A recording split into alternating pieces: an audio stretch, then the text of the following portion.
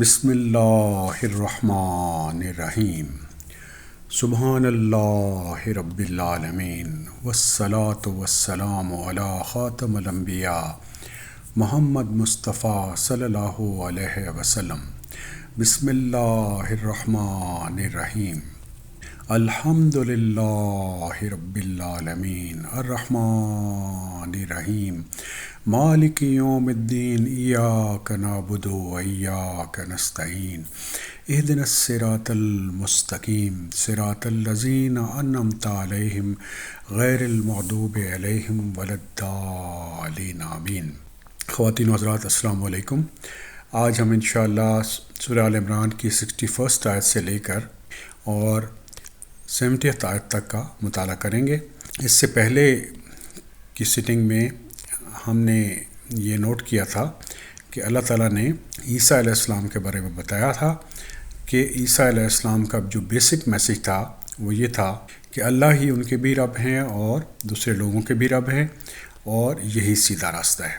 اور سورہ آل عمران 61 آیت میں اللہ تعالیٰ کا ارشاد ہے، اس لیے جو شخص آپ کے پاس اس کے علم آ جانے کے بعد بھی آپ سے جھگڑے تو آپ کہہ دیں، او ہم تم اپنے فرزندوں اور ہم تم اپنی عورتوں کو اور ہم تم خاص اپنی جانوں کو بلائیں، پھر عاجزی کے ساتھ التجا کریں اور جھوٹوں پر اللہ کی لعنت کریں۔ اس سلسلے میں جو ہمیں روایت میں پتہ چلتا ہے کہ نجران سے ایک وفد نبی کریم صلی اللہ علیہ وآلہ وسلم کی خدمت میں حاضر ہوا، عیسائیوں کا، اور انہوں نے بحث مباحثہ کیا اللہ کے رسول سے حضرت عیسیٰ علیہ السلام کے بارے میں، اور اسی سلسلے میں اللہ تعالیٰ نے یہ آیات بھجوائی تھیں جو ہم اس سے پہلے پڑھ چکے ہیں۔ تو اس کے بعد ان کو مباہلے کا چیلنج دیا گیا کہ وہ خود بھی آ جائیں، ان کی عورتیں بھی آ جائیں، ان کے بچے بھی آ جائیں، اور یہ کہا جائے کہ اللہ تعالیٰ کی لعنت ہو جو آدمی جھوٹ بول رہا ہو۔ تو جب ان کو یہ پتہ چلا، ان کے دل میں یہ خیال راسخ تھا کہ اللہ کے نبی ہیں اور سچ فرما رہے ہیں، تو انہوں نے مباہلے سے کوشش کی کہ وہ بھاگ جائیں اور مباہلہ نہ کریں۔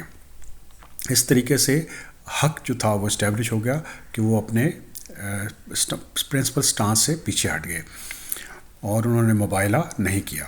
سورہ آل عمران 62۔ یقیناً صرف یہی سچا بیان ہے اور کوئی معبود برحق نہیں بجز اللہ تعالیٰ کے، اور بے شک وہ غالب اور حکمت والے ہیں۔ وَإِنَّ اللَّهَ لَهُوَ الْعَزِيزُ الْحَكِيمُ۔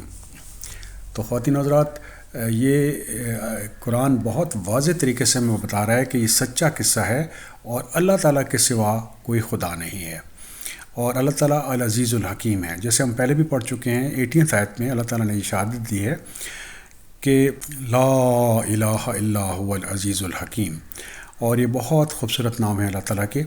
تو جب ہم دعا کریں تو ہمیں ان ناموں کو استعمال کرنا چاہیے، خاص طور پہ جب ہم اس کو کمبائن کریں گے لا الہ الا اللہ سے، تو یہ بہت سٹرونگ ہو جائے گا انشاءاللہ۔ سورہ آل عمران 63 آیت۔ پھر بھی اگر قبول نہ کریں تو اللہ تعالیٰ بھی صحیح طور پر فسادیوں کو جاننے والے ہیں۔ تو اللہ تعالیٰ کا ارشاد ہے کہ اگر یہ منہ پھیر لیں اور اس حقیقت کو قبول نہ کریں تو اللہ تعالیٰ بہت اچھی طریقے سے جانتے ہیں کہ مفسد کون ہے۔ سورہ آل عمران 64 آیت۔ آپ کہہ دیجئے اہل کتاب، ایسی انصاف والی بات کی طرف آؤ جو ہم میں اور تم میں برابر ہے کہ ہم اللہ تعالیٰ کے سوا کسی کی عبادت نہ کریں اور نہ ہی کسی کا شریک بنائیں، نہ اللہ تعالیٰ کو چھوڑ کر آپس میں ایک دوسرے کو ہی رب بنائیں۔ بس اگر وہ منہ پھیر لیں تو تم کہہ دو کہ گواہ رہو ہم تو مسلمان ہیں۔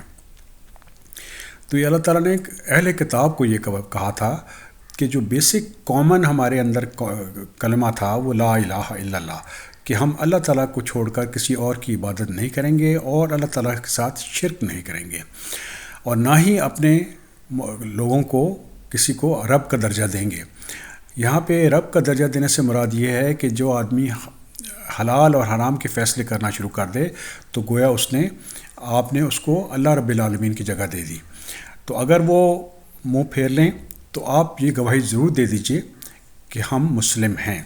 حضرت آدم علیہ السلام سے لے کر اور حضرت محمد صلی اللہ علیہ وآلہ وسلم تک جو بنیادی میسج تھا وہ لا الہ الا اللہ کا تھا، اور ساتھ ہی یہ حکم تھا کہ شرک نہ کیا جائے۔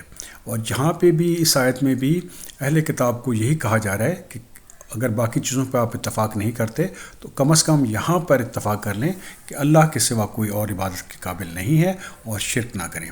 سورہ آل عمران 65۔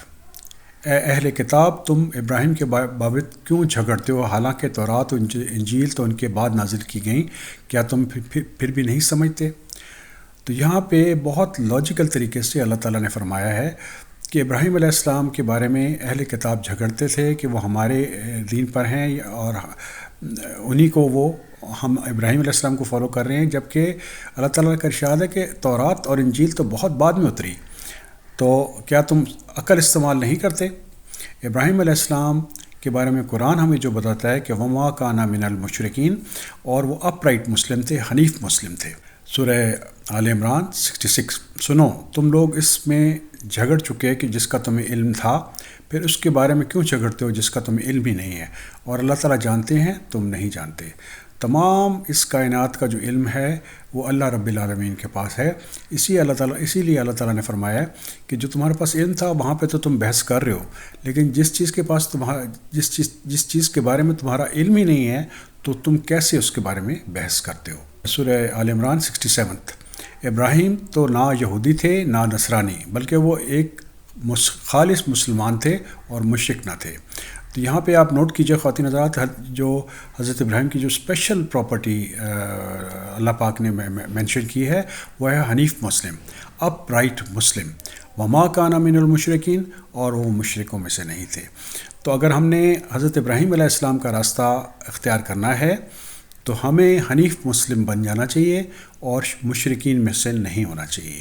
سورہ آل عمران 68۔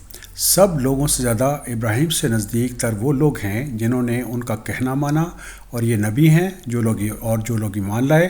مومنوں کا ولی اور سہارا تو صرف اللہ ہی ہیں۔